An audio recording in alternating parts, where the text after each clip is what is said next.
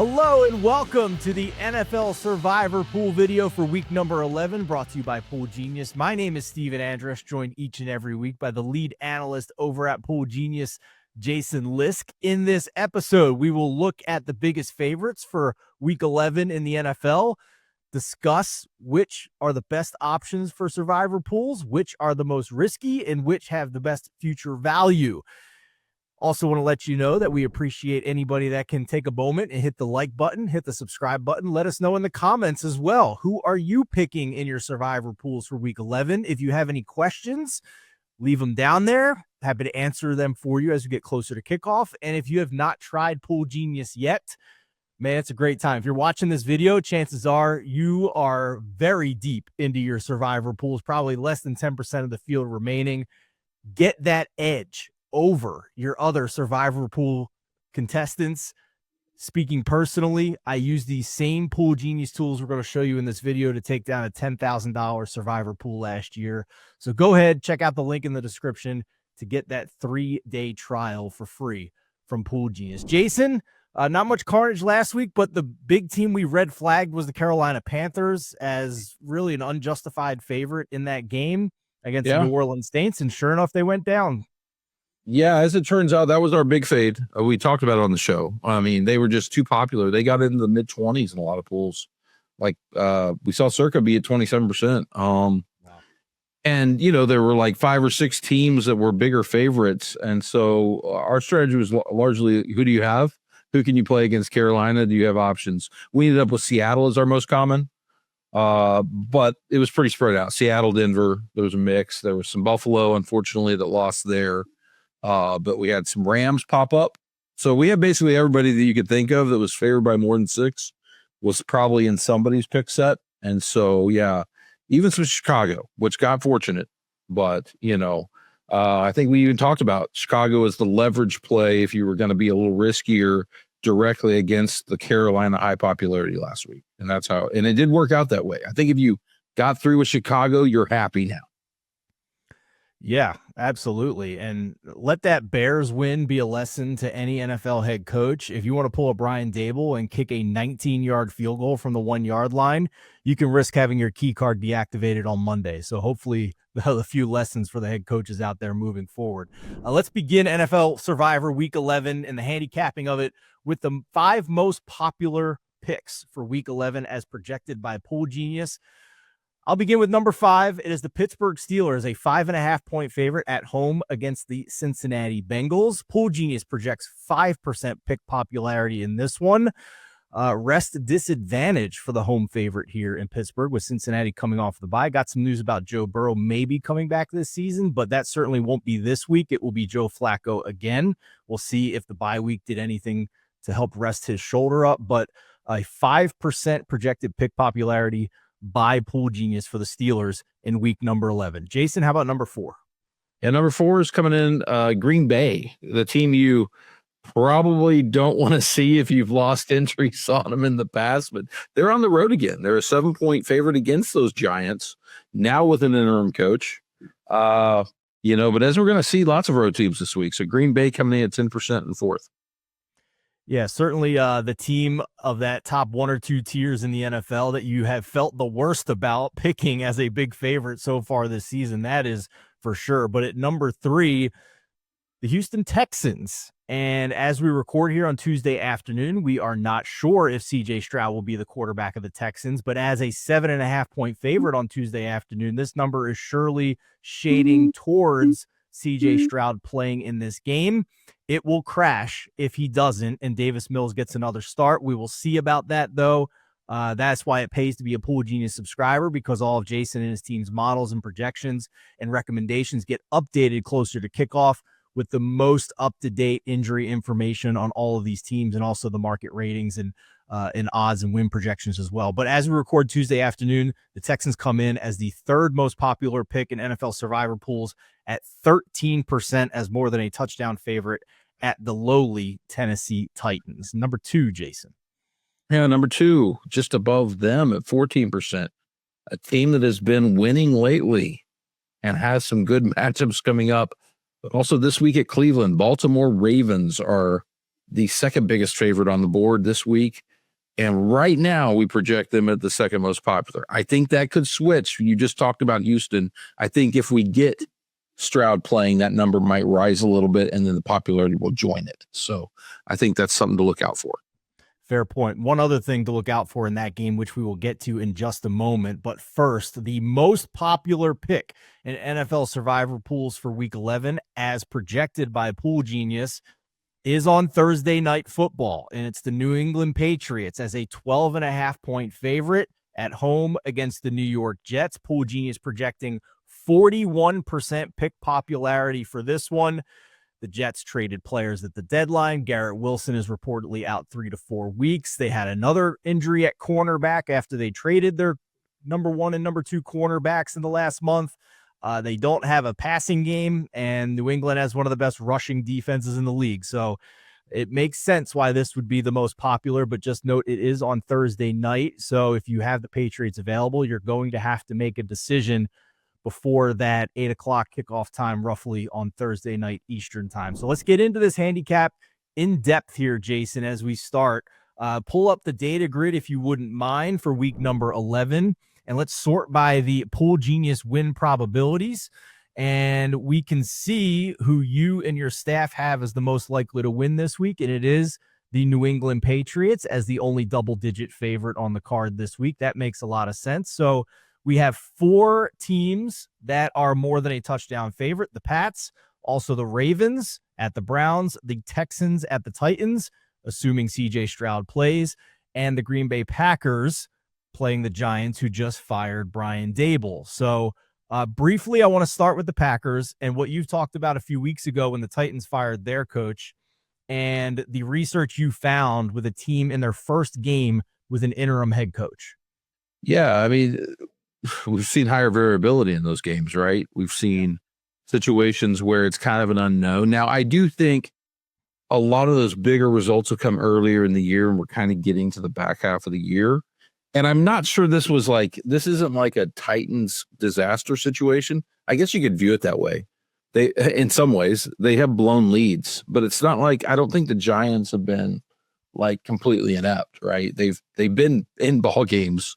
They just haven't finished them. And we're at the point now where you have a team with a lot of injuries, right? Where it's maybe not quite the sample of the teams you mentioned. We don't fully know Jackson Dart's status, right? I mean, I think this number's baking in. Now, whenever you think Russell Wilson's still a professional quarterback, he's been a starter in this league. It's not going to be like a massive drop off. But I think you could see this number adjust slightly. And maybe there's been some news because this number has gone down a little bit. I think Green Bay opened a little higher, and it has moved back toward the 7. And so, yeah, this is one where I think it depends on where this number ends, because I think Green Bay is not going to be popular. We see that relative to some of these other options. Some of that is, I think, because of how they played recently in some of these spots. Yeah. And the other thing is they've been used more than these other teams. Like they were heavily used in week 6. They were used in a couple other weeks. They certainly have cost some people, but they've also successfully gotten through some injuries. And so I think they're less available. So they're probably going to be a decentish like EV type play at lower ownership, not a smash play. But I think you want to watch and see what news we get on Dart, what news we get like coming out of New York and on the injuries, because this Green Bay offense hasn't been great. Obviously, I think they kind of puke on themselves a little bit in key spots. And so I don't see the Giants with Russell Wilson putting up a ton of points against them, but we've also seen this Green Bay team struggle to score points and finish drives. Yeah, the other point I want to bring up too in this decision-making process is future value, right? And hit the season view button if you wouldn't mind. And even though they don't have the lowest future value score in the grid out of these 4 biggest favorites, that's the Texans. If you look at the Packers schedule here and look at them based on how most of us view them now after these last couple of losses that they've had, with the injury to Tucker Kraft, who I would argue was their wide receiver 1, even though he's a tight end. Matthew Golden missed last week. Christian Watson doesn't seem to be at full 100% snap participation coming off a long-term injury just a couple of weeks ago. Elton Jenkins went on IR today, one of their best offensive linemen. He's out 4 to 6 weeks. And now they're facing this Giants pass rush. Now, I hate Russell Wilson. He's not great, but if you're not going to use the Packers here this week, given how we now view them, this is a brutal schedule the rest of the way with 5 division games, and the other 2 games are against the Denver defense and the Baltimore Ravens. So I would think if it's not now, then it may be never with the Packers. But it also doesn't make me more comfortable to use them when I'm trying to get to the end here, Jason. Yeah, I mean, I would say this, that week 14 position with the Bears, whatever you think about it, that's probably a higher like leverage spot because it's going to be people with less available by then. And so that is one that certainly shows up as another potential play, just because if you're at low ownership and people aren't certainly the next likely spot you pick them, but do you feel better in that spot? I would say no than against the Giants. Yeah, I don't know where. I mean, they've certainly not. They have not lived up to expectations. It's been pretty consistently where I've looked. I've been like, yeah, we've got the market ratings, but the market seems to have been high on Green Bay now for about 5 or 6 weeks when they haven't really looked like that. And especially with, as you said, Tucker Kraft out. So yes, I think it's a double-edged sword. If you still have them, you probably want to use a team like that at 75% plus win odds, right? Yeah. So they are in play. It's going to be like that Denver pick last week, right? Mm-hmm. If you pick Denver, you're now happy that you don't have to consider them again in the future. Right. You got right, and you're going to have picks like that over the second half of the season. The other team here that would concern me the most is probably the Ravens, believe it or not. Not so much because of the talent on either team here. It's just, it looks like we might get a classic Cleveland wind game in this scenario. Again, we're recording Tuesday. It's very early to project weather, but at least the forecast right now is calling for sustained winds of more than 20 miles per hour, which would mean gusts where you can't kick or throw the ball deep.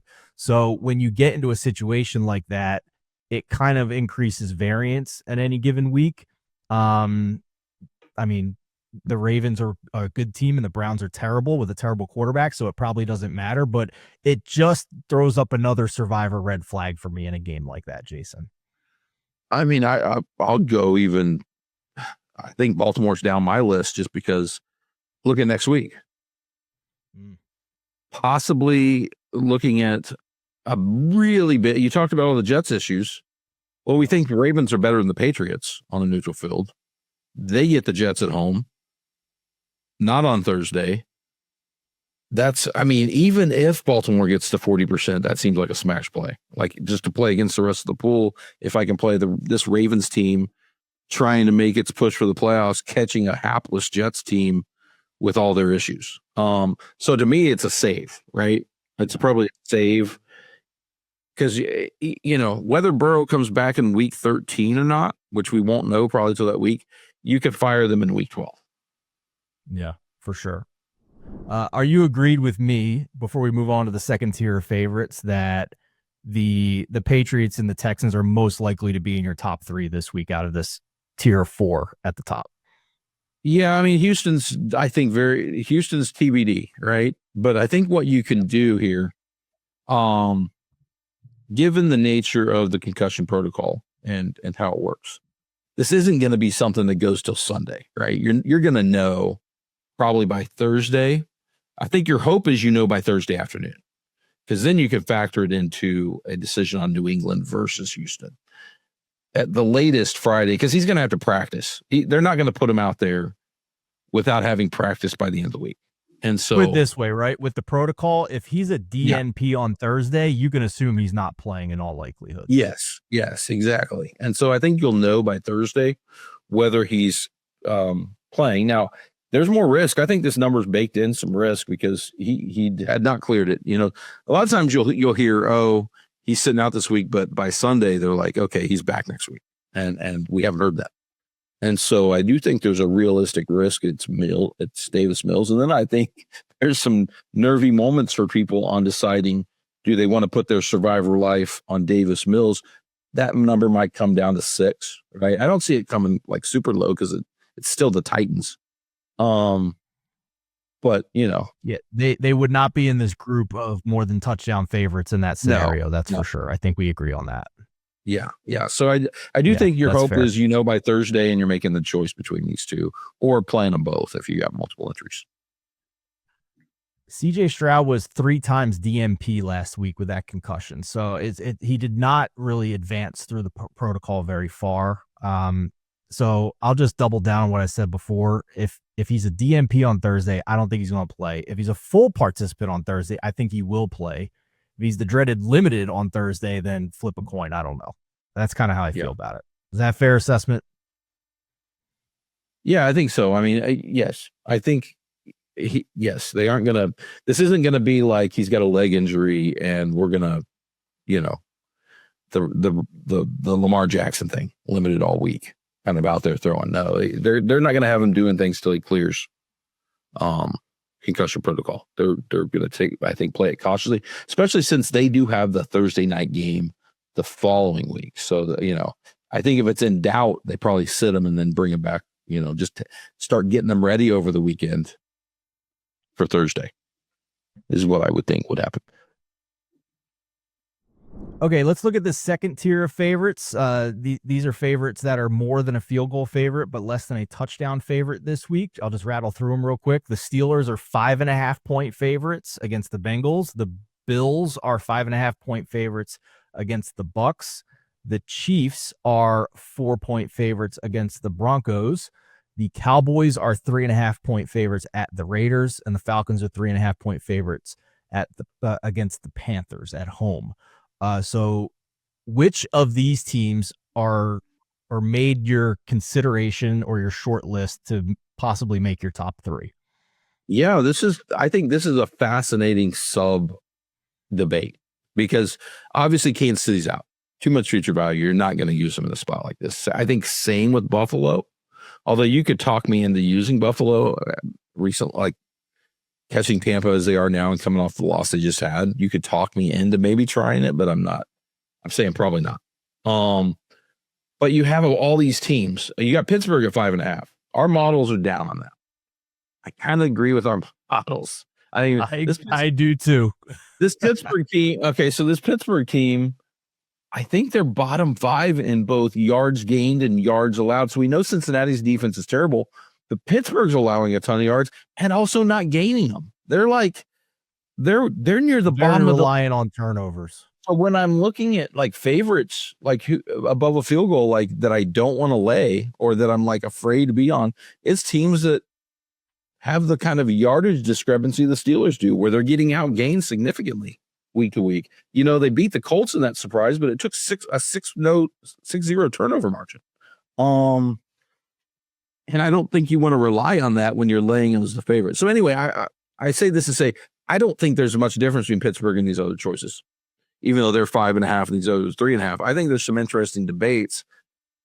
None of them are perfect. My gosh, I kind of like Atlanta.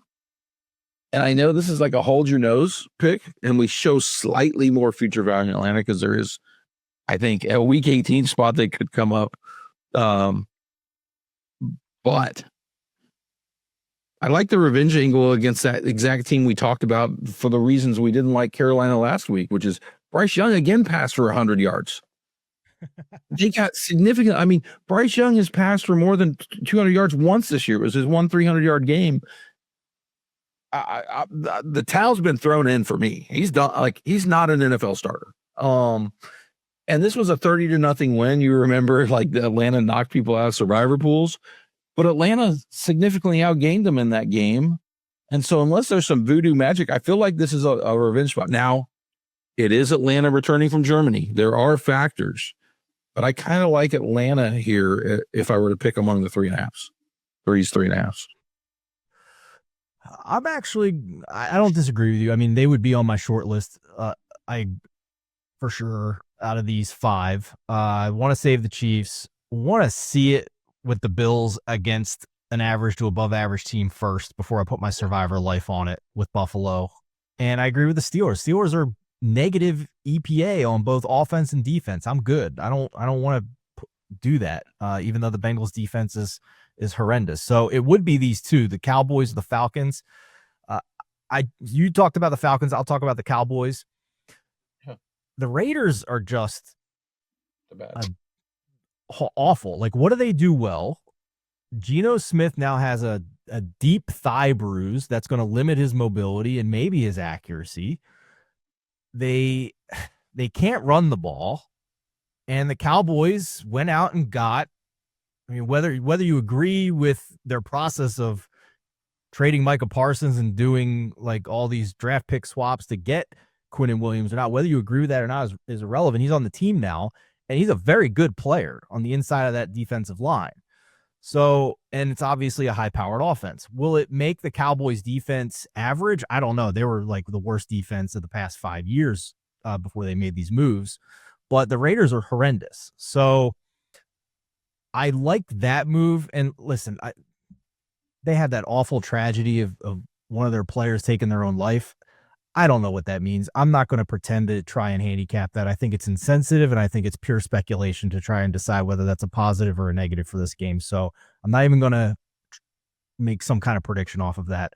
I just know that the talent on this roster, especially on offense, is far better than the Raiders. So I'm with you on the Falcons, and I'm going to add the Cowboys as potential candidates for my top 3 in this week. So as we close up shop here, Jason, let's talk about our top 3. You can add any other final thoughts.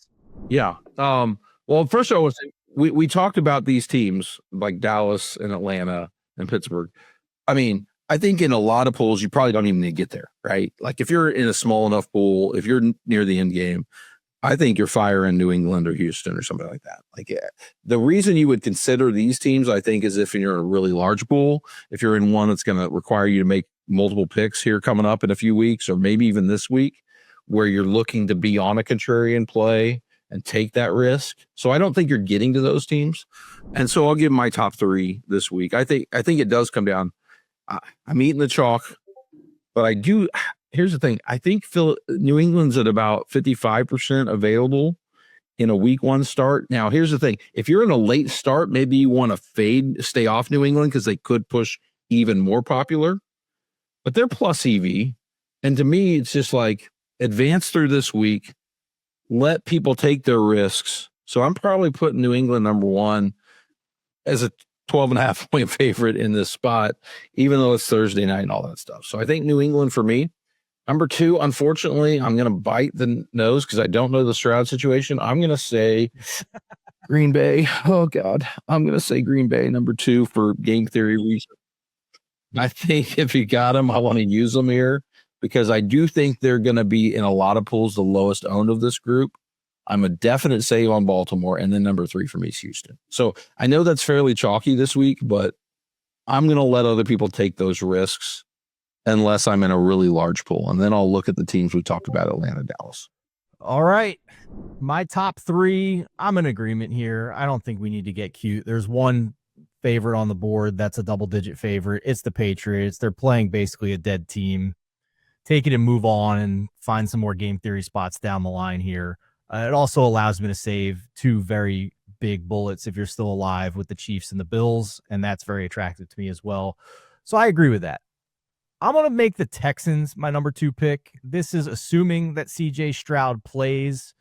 If he doesn't play, obviously they would get bumped down. But at this point in the season, taking one of the best defenses in the league to beat one of the worst all-around teams I've seen since 2021, both with my eyes and with the metrics, I'll make the Texans at number 2. And then number 3, I will go a little contrarian in case, you've used these teams already. And I will say the Dallas Cowboys this week as slightly more than a field goal favorite against the Raiders because their quarterback is banged up and they haven't been good to begin with. And surely the Cowboys offense is the best unit on the field in this game for Dallas. So Patriots, Texans, Cowboys for me. I hope this was helpful for everybody out there. If it was, do us a small favor, hit the like button, hit the subscribe button. Let us know in the comments who you are picking in your NFL Survivor pools. And if you have not signed up for that free 3-day trial, again, I'll just mention it. There is a link down in the description.